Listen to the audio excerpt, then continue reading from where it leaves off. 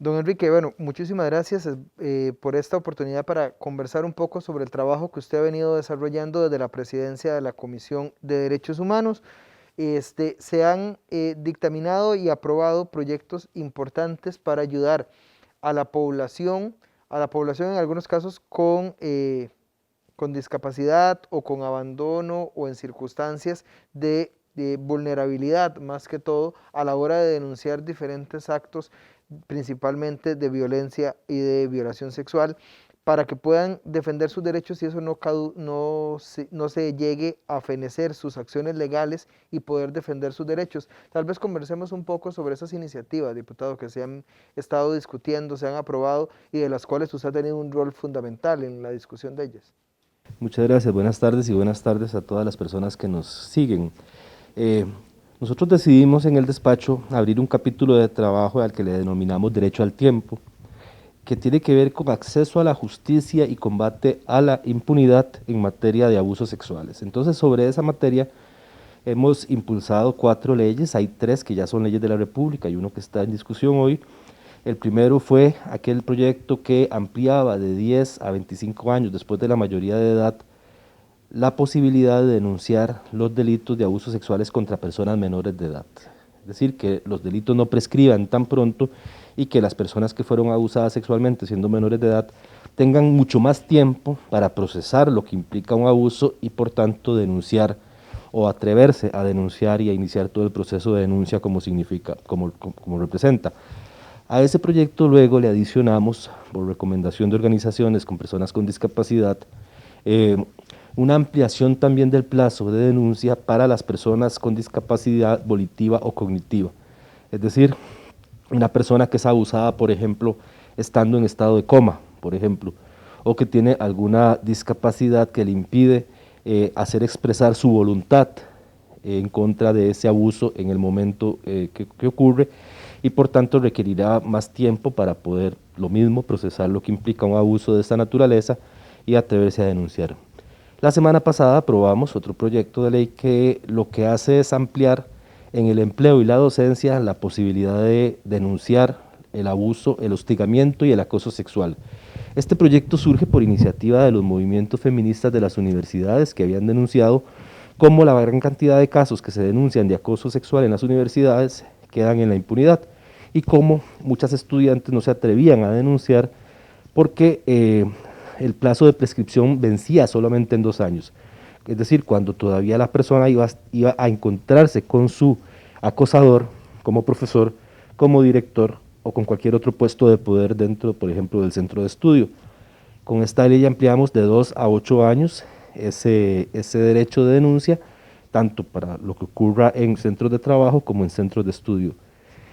Y el último, que todavía está en discusión en la Comisión de Derechos Humanos, es la imprescriptibilidad del incesto. ¿Por qué el incesto no debe prescribir? Porque a diferencia de otro abuso sexual que puede ocurrir en una iglesia, que puede ocurrir en una escuela, que puede ocurrir en una comunidad, eventualmente la persona puede romper por completo el vínculo con su abusador y no tener nunca más una relación con esa persona. Pero cuando el abusador es un miembro de la familia, un hermano, un papá, un abuelo, un tío, ese vínculo no se rompe tan fácilmente. Entonces, la persona tiene que tener la posibilidad de que allá cuando lo decida, ya sea cuando tenga 50 años o ya sea cuando tenga 20 años, tenga la posibilidad de denunciar ese abuso cuando ya se sienta con las capacidades emocionales para enfrentar una denuncia dentro del círculo familiar. Entonces es una legislación sobre la que algunos países han avanzado, Chile más recientemente, y nosotros estamos también proponiendo ese avance ahora en la Comisión de Derechos Humanos. Diputado, ¿qué otra legislación han podido ustedes ver en experiencias en otros países que puedan ser aplicadas acá en Costa Rica como defensa de los derechos humanos aparte de estos temas? Una discusión central que estamos llevando en la comisión, que espero salga pronto, es la de la penalización de los crímenes de odio.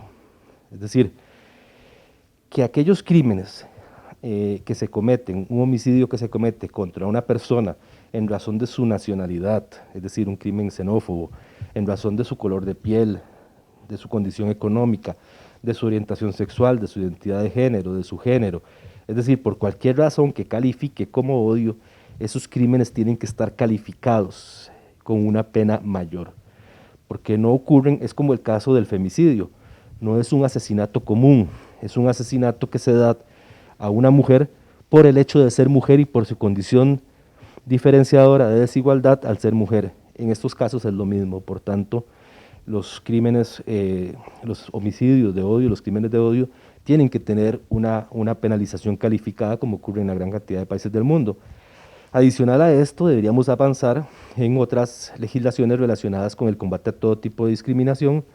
Lamentablemente ha costado mucho que avance esa discusión en este periodo, aunque había propuestas presentadas que tienen que ver con cómo desde la institucionalidad pública se combate todo tipo de discriminación en el acceso a los servicios públicos, en el acceso al trabajo, en el acceso a la educación, es decir, cómo se combaten estas discriminaciones. Esa discusión todavía no ha avanzado lo suficiente. La primera que mencionaba de los crímenes, sí, yo creo que ya está cerca de avanzar. Y otro tema central que lamentablemente muy pocos países del mundo lo han dimensionado, imagínate que solo 4 países en todo el mundo han legislado en esta materia, y nosotros acabamos de dictaminar un proyecto en la Comisión de Derechos Humanos, es la de la prohibición de las terapias de conversión, que son estas metodologías que se han usado en algunos momentos, que se aparentan más o que se asimilan más a una tortura, para hacer que una persona supuestamente cambie su orientación sexual o su identidad de género, que se basan en alimentar el temor y el odio hacia sí misma de la persona, para que esa persona renuncie a lo que es o pretenda renunciar a lo que es, por medio de técnicas que el mismo Colegio de Psicólogos, en la audiencia que tuvimos en la comisión sobre este tema, nos indicó que son prácticas que son tortura finalmente, y que los mismos organismos internacionales de derechos humanos han calificado como tortura. Entonces logramos dictaminar el proyecto en la comisión, tiene que llegar a plenario para tener esta discusión, y sería una legislación vanguardista en el mundo que nosotros podamos prohibir estas terapias. También hay que ampliar la discusión sobre el tema indígena. Esta Asamblea Legislativa tuvo durante más de 20 años una ley de autonomía de pueblos indígenas que no se logró aprobar. Ese proyecto se archivó por plazo cuatrienal, y ahora hay diferentes alternativas que se han estado planteando de cómo abordar retos que todavía existen en materia de pueblos indígenas. Una que sí logramos aprobar fue la ley de reconocimiento de la nacionalidad a los pueblos indígenas transfronterizos, que son los pueblos indígenas que vivían, por ejemplo, antes de la definición de las fronteras entre Panamá y Costa Rica, que era el pueblo Nove Buglé. Este pueblo básicamente se queda sin una nacionalidad porque no tienen territorio indígena reconocido y viven entre las dos fronteras, y su vida se desarrolla entre las dos fronteras. Entonces, esos pueblos tienen que tener un procedimiento especial de reconocimiento de la nacionalidad y de sus derechos. Esta ley, nosotros somos la primera frontera en el mundo que tiene un procedimiento especial de reconocimiento a los pueblos indígenas que estuvieron ahí antes de la definición de las fronteras, que ahorita está en proceso de reglamentación y de implementación, que esperamos sea muy beneficiosa para esta población. Eso es importante, diputado, porque bueno, lo hemos estado viendo en diferentes campos. Usted lo tocaba en el tema de acceso a la educación, precisamente como una discriminación a diferentes poblaciones, principalmente a los de las zonas rurales que no tienen el mismo acceso a la zona metropolitana o al área metropolitana. Cómo poder hacer y cómo ayudarles después del informe del estado de la educación que se dio a conocer en días recientes, que señala y enciende las alarmas de esa desigualdad y de esos problemas de acceso a la educación. Cómo poder también llegar a solucionar o arreglar un poco ese problema que se está dando de desigualdad. El informe del estado de la educación es demoledor. Yo creo que nos bota un mito de una Costa Rica que contaba con un sistema educativo accesible, gratuito y demás. Nos hace caer en cuenta de que ese mito ya no existe y que nos falta hacer grandes transformaciones para garantizar acceso a la educación igualitaria y de calidad. Creo que el Ministerio de Educación Pública y toda la institucionalidad pública tiene que revisarse a lo interno, tiene que hacer grandes transformaciones a lo interno para garantizar mayor eficiencia y mayor calidad en los procesos educativos, que siempre hay una desigualdad, por ejemplo, como usted decía, entre zonas rurales y zonas urbanas, pero además hay que revisar proyectos o programas que existen que no están dando los resultados esperados. Por ejemplo, los recursos de Fonatel para garantizar la alfabetización digital. En estos días en la Comisión de Ciencia y Tecnología tuvimos audiencias con la ministra, también tuvimos audiencias con la SUTEL, y lo que está claro es que no está funcionando. No voy a señalar quién es el responsable de que no esté funcionando, pero no está funcionando.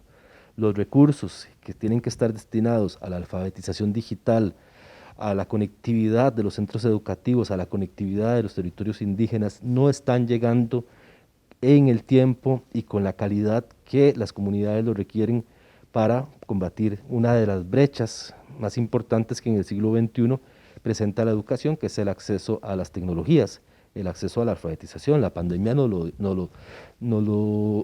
puso frente a un espejo de una ineficiencia que existía, de una desigualdad grandísima y profunda que existía en materia de acceso a la tecnología, que no es solamente tener una computadora, es tener conectividad, es tener las habilidades y las capacidades para poder recibir clases en un entorno virtual, ¿verdad? Todo eso que quedó en evidencia son algunas de las transformaciones que yo creo que además tenemos en el poco tiempo que nos queda de esta Asamblea Legislativa posibilidad de resolver. Diputado, se está discutiendo en el presupuesto ordinario para el año 2022, ya fue presentado a la Asamblea Legislativa el pasado 1 de septiembre, ya la comisión empezó con el análisis y empezó a recibir las audiencias de los diferentes jerarcas. ¿Qué debería contener ese presupuesto para seguir ayudando o disminuyendo esa brecha social que se da en que se proyectan recursos, pero siempre el área social es una de las que siempre se ve más disminuido su apoyo, o que menos se ejecuta sus recursos, ¿verdad? Porque se le asigna educación el 8% del PIB, pero no cumple con las finalidades al final, como lo demuestra el informe. Sí, hemos tenido años complejos en materia presupuestaria por la situación de las finanzas públicas, primero con la crisis que, digamos, logramos evitar que se profundizara más con la aprobación de la reforma fiscal, pero ahora luego la pandemia y demás. Ha sido años complicados en materia presupuestaria. Creo que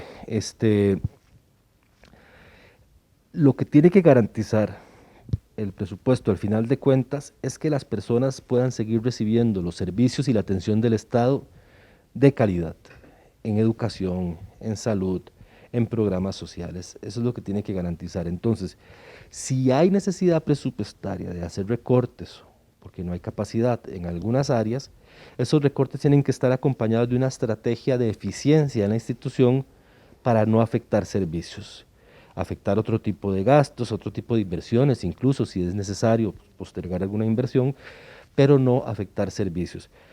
Pero además, esto está vinculado también a un tema del diseño institucional que, que no necesariamente depende de presupuesto. Sector social, por ejemplo. El sector social es un sector que está absolutamente disperso entre diferentes instituciones y diferentes programas que atienden todos a poblaciones en condiciones de vulnerabilidad o condición de pobreza y con pobreza extrema, que tienen un ministro rector en este momento, pero es un ministro sin cartera, es un ministerio que no existe, que cuenta con los recursos de información como están en el CINIRUVE, pero no necesariamente cuenta con los recursos económicos porque están en otra institución. Lo que quiero decir es que las herramientas están dispersas y efectivamente sería necesario revisar la institucionalidad del sector social para garantizar más eficiencia. Es decir, el IMAS como brazo ejecutor de la política social tendría que tener la posibilidad o estar acompañado de otras instituciones como el CONAPAN, que atiende a adultos mayores, como el CONAPDIS, que atiende personas con discapacidad, y otros órganos que están dispersos entre la institucionalidad pública. Y para mi gusto también debería tener o administrar los recursos del FODESAF, que son los recursos para la atención de la política social, pero que no están en este momento orgánicamente dentro de esa institución. Entonces es parte de un rediseño que hay que evaluar, no solo ahí en el sector de desarrollo territorial, en el sector de vivienda también, sectores productivos. Diputado, ¿cómo ve usted la agenda parlamentaria en este periodo de sesiones ordinarias de cara a poder avanzar con alguna legislación prioritaria? Dentro de lo que se está discutiendo, ¿cuáles serían esos proyectos que usted estaría contemplando dentro de sus prioridades para este periodo de sesiones ordinarias? En mis prioridades se encuentra el proyecto que decía antes de crímenes de odio, eh, pero, pero también coincido con algunas prioridades que ha señalado la presidenta legislativa, que señaló en el inicio de las sesiones, el proyecto de cannabis y cáñamo, por ejemplo, que ya lo señaló como una prioridad, me parece que es importante, el proyecto de simplificación de trámites también, que ella señaló, me parece que es trascendental, logramos aprobar el crédito de Incopesca, que le va a generar un alivio y condiciones para, para mejorar y para poder apoyar realmente al sector pescador. Creo que tenemos que avanzar con leyes relacionadas con reactivación económica, pero desde la perspectiva de generarle a algunos sectores productivos más posibilidades, digamos, de gestión. Cannabis es uno de esos, es un sector que le va a dar a un sector productivo, a las familias costarricenses, más herramientas o un nuevo mercado en el cual explorar. Yo quisiera que avanzáramos en el proyecto de regulación del uso de cannabis y marihuana en todos sus usos. Sé que va a ser difícil, prácticamente va a ser complejo poder entrar en esa discusión, pero esta discusión de la legalización o del aprovechamiento de los beneficios que puede tener el cannabis no va a estar completa hasta que la abordemos también sobre la legalización del cannabis recreativo. Ese proyecto ya se encuentra en la corriente legislativa, ¿verdad, diputado? En la Comisión de Asuntos Económicos, me parece que está. Acaba de ingresar a la orden del día en asuntos económicos, lo presenté yo con la fracción del Partido de Acción Ciudadana, y es un proyecto que habilita la creación de un nuevo mercado por completo, es decir, un mercado que le va a facilitar o que le va a generar una nueva fuente de producción a las familias productoras costarricenses, a los agricultores y las agricultoras costarricenses, pero además un nuevo mercado para las pymes costarricenses, que además garantiza quitar de las redes criminales del narcotráfico una parte del mercado de las drogas y regularlo para que sea más seguro y más saludable para las personas consumidoras, como lo que ocurre actualmente con el tabaco o con el licor. Es decir, la ruta no es prohibir, la ruta nunca puede ser prohibir, eso no tiene ningún resultado, eso simplemente aumenta los conflictos, la conflictividad más bien entre las bandas que se dedican a la comercialización de droga. La ruta es regular, la ruta como lo hizo el Estado y todos los estados en relación con el tabaco, por ejemplo, y garantizar que las personas consumidoras consuman un producto que saben de dónde viene, cuál fue su proceso productivo, saben que no viene de redes de narcotráfico, sino que viene de familias productoras costarricenses que sembraron esa marihuana y que fue procesada, industrializada y comercializada por empresas que generan riqueza en el país. Diputado, pero si mal no recuerdo, por lo menos en el caso del cannabis medicinal, el proyecto de doña Zoila Bolio, la diputada independiente, el mismo Ministerio de Agricultura y Ganadería se había mostrado en contra. El jerarca de esa cartera, don Renato Alvarado, se había mostrado en contra de ese tipo de proyectos precisamente por el temor a que se abriera un portillo para esto que ahora estaría contemplado en este otro proyecto de ley. ¿Cómo unir las dos posiciones de cara a un proyecto que podría ser muy, muy importante para el desarrollo de las pequeñas y medianas empresas, pero también teniendo el apoyo del sector del Poder Ejecutivo? Es una discusión que hay que dar sin prejuicios y sin tabúes. Creo que en algunos momentos se han manifestado prejuicios y tabúes sobre el tema de parte de jerarcas del Ejecutivo. Es un tema en el que claramente la fracción no comparte la posición que ha expresado la mayoría del Ejecutivo, y así lo hicimos saber cuando los 10 diputados y diputadas firmamos el proyecto de ley, y es una discusión que estamos dispuestos a dar. Ya hemos tenido algunas conversaciones con los jerarcas, por dicha hemos tenido también muchas reuniones con centros agrícolas cantonales, con cooperativas agrícolas que apoyan el proyecto y que ven en él una oportunidad para impulsar sectores productivos o sectores que hoy se encuentran tal vez débiles de la agricultura, y también con sectores de comercio que ven también una oportunidad, o de industrialización. Es decir, es una discusión que yo sé que tiene que ser pausada porque pasa por mucho tabú sobre el tema. ¿Está el país preparado para una discusión de ese tipo?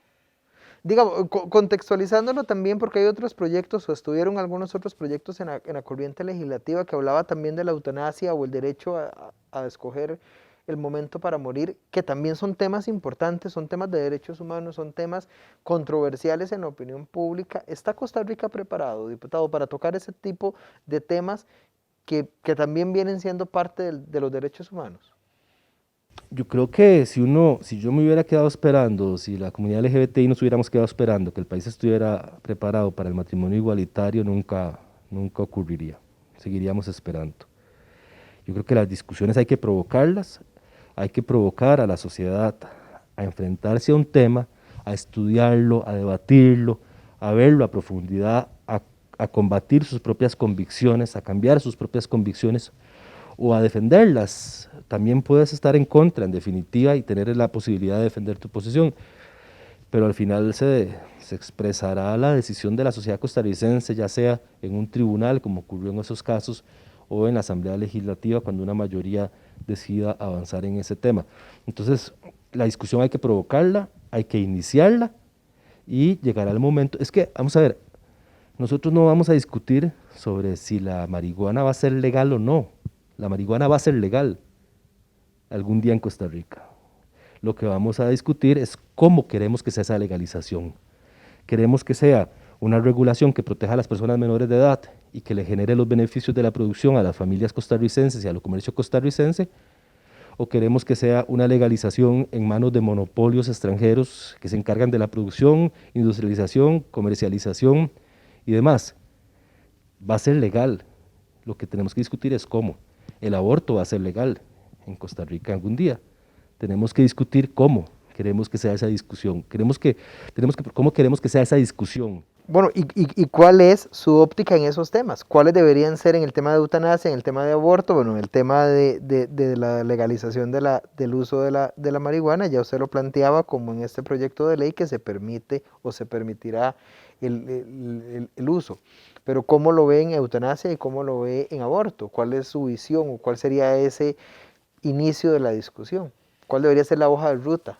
Bueno, en materia de aborto yo creo que ya hay una discusión que deben dirigir los movimientos de mujeres, los movimientos feministas, que ya son las que tienen que darnos un poco la dirección de la discusión.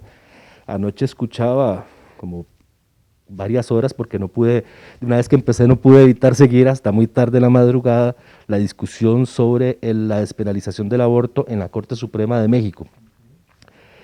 Y es cuando uno se da cuenta, cuando una discusión llegó a tal nivel de madurez que los argumentos que se escuchan ahí son científica, éticamente exquisitos, pero para llegar a ese nivel la discusión tiene que empezar en la sociedad costarricense, para llegar a esa discusión donde ya no hay prejuicios ni tabúes en la discusión, hay ciencia, hay datos, hay realidades, hay derechos humanos en la discusión, que es lo que yo pude escuchar ayer en esa decisión de la Corte. El aborto va a ser legal en Costa Rica algún día, como lo fue hace recientemente en Argentina, como lo va a hacer ahora en México y como lo es en muchos lugares del mundo. La discusión va a ser cómo vamos a abordar, o el tema es cómo vamos a abordar esa discusión de manera que sea una discusión que ponga en el centro de la discusión los derechos de las mujeres y de las personas con capacidad de gestar. Esa es la discusión al fin y al cabo.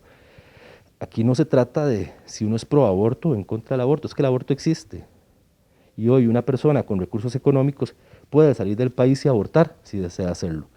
Y una persona sin recursos económicos no solamente tiene que acudir a redes riesgosas, a espacios riesgosos y poner en riesgo su vida si desea abortar, sino que además se puede exponer a una sanción penal.